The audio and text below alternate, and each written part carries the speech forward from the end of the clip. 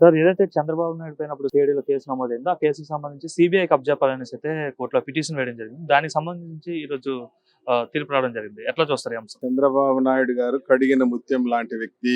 ఆకాశం పైన ఉమ్మేస్తే మళ్ళీ మీ ముఖం మీదే పడుతుందనే విషయాన్ని గుర్తుపెట్టుకోండి. ఆడోడు దారిని పోయి దానయ్యని జగన్మోహన్ రెడ్డి రెచ్చగొట్టి సుప్రీంకోర్టులో పిటిషన్ వేసినాడు. సిబిసిఐడికి అప్పచెప్పాలని, సిబిఐకి అప్పచెప్పాలని. మీరు ఎవరికైనా అప్పచెప్పండి, మీరు కొండను తవ్వి ఎలుకను కూడా పట్టలేరు. 5 సంవత్సరాల మీ పాలనలో మీరు ఏం బీకినారు చెప్పండి. 5 సంవత్సరాలు పీకేస్తాం, అద్దో 6 లక్షల కోట్ల అవినీతి, ఇద్దో 10 లక్షల కోట్ల అవినీతి అన్నారు. కొండను తూవి ఎలుకను పడతారనుకున్నాను, చివరికి ఎలుక తోకను కూడా పట్టలేకపోయినారు మీరు. మీ పరిపాలన సమాప్తం అయిపోయింది. ఈ రోజు సుప్రీంకోర్టు చేవాట్లు పెట్టింది మిమ్మల్ని. కనీసం మీకు ఇంగిత జ్ఞానం లేదు. ఈ కేసును వాదించడానికి నువ్వు ఎలా ముందుకు వచ్చావని చెప్పేసి న్యాయవాదిని కూడా సూటిగా ప్రశ్నించినటువంటి పరిస్థితి. కేసులో పస లేదు, మీకు దానిపైన శ్రద్ధ లేదు.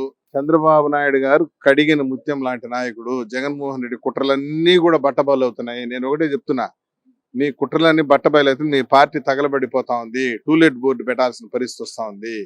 అంటే ఈ కేసులో అప్పుడు జైల్లో కూడా పెట్టారు చంద్రబాబుని. నేను చెప్పేది ఏంటంటే, కనీసం FIR చంద్రబాబు నాయుడు గారి పేరు లేదు, ఛార్జ్ షీట్ వేసి ఇప్పటికి దిక్కు లేదు.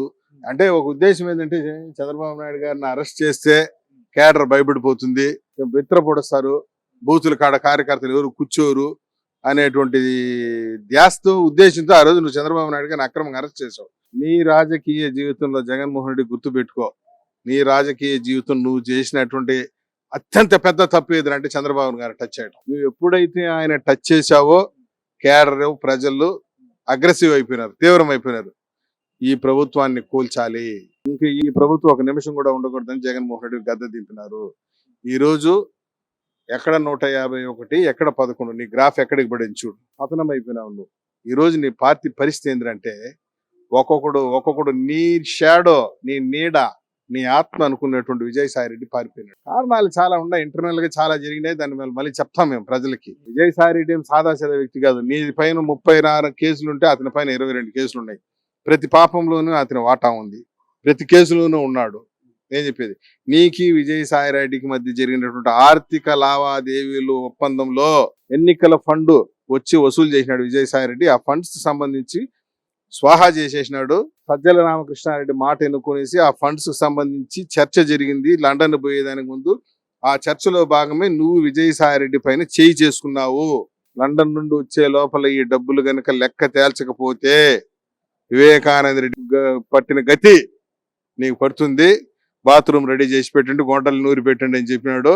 నువ్వు ఆయన వచ్చే లోపల పార్టీకి రాజీనామా చేసి పెద్ద పతిరు అంటే, నువ్వు పార్టీకి రాజీనామా చేసి ఎంపీ పదవికి రాజీనామా చేస్తే నిన్ను వదిలేస్తారనుకున్నావా?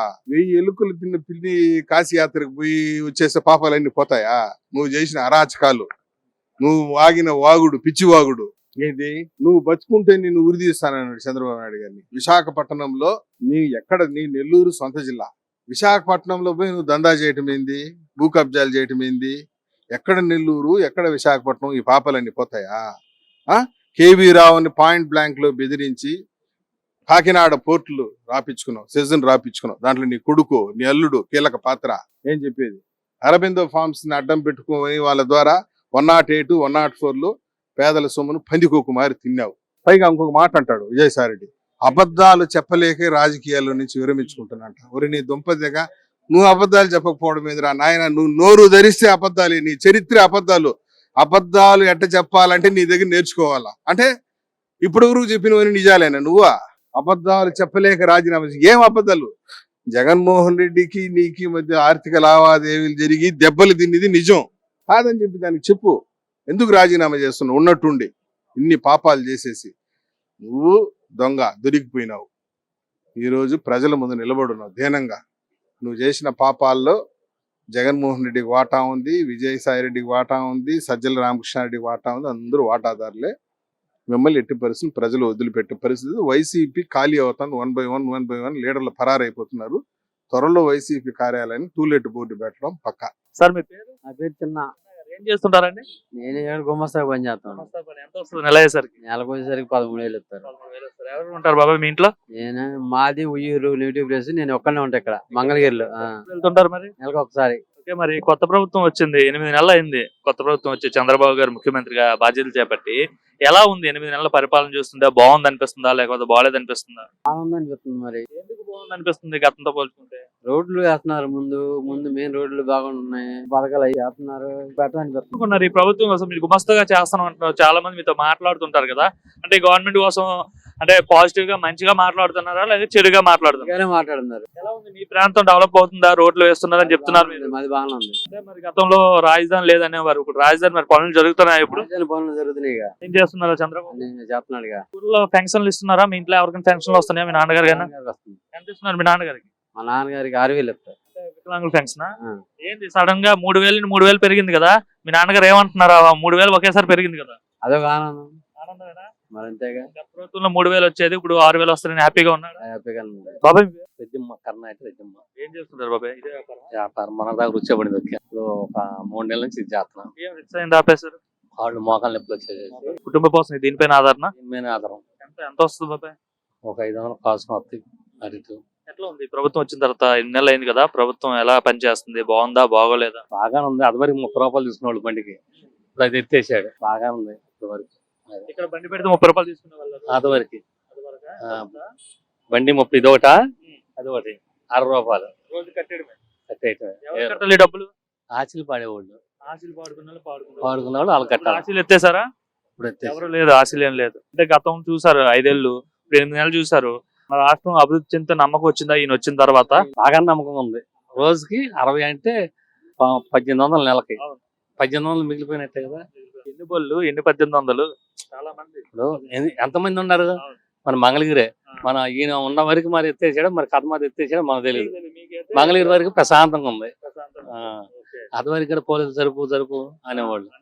ఇప్పుడేమో మాట్లాడట్లేదు. బాగా సహకరిస్తుంది. బాగా సహకరిస్తున్నారు. మున్సిపాలిటీ వాళ్ళు కూడా సహకరిస్తున్నారు. అది వరకు మెలిగి కాదు. అది ఏం చెప్తారు మరి? లోకేష్ గారు మీకు ఎమ్మెల్యే ఉన్నారు అంటే, ఒక ముఖ్యమంత్రి కొడుకు ఆయన. సో మీ ఆయనది ఏరియా కాదు, అయినా సరే ఈ ఏరియా వచ్చి పోటీ చేశారు, మొదటిసారి ఓడిపోయారు. అయినా సరే రెండోసారి నాకెందుకు లేని బయటకు వెళ్ళిపోకుండా మళ్ళీ వచ్చి పోటీ చేసి భారీ మెజారిటీతో గెలిచాడు. గెలిచాడు. అయినా బాగా చేస్తున్నాడు. కొత్త అయినా కూడా బాగా చేస్తున్నాడు. అది ఎవరైనా ప్రజలు వెళ్తే పలకరిస్తాడా, మాట్లాడతాడా? పలుకుతాడంట.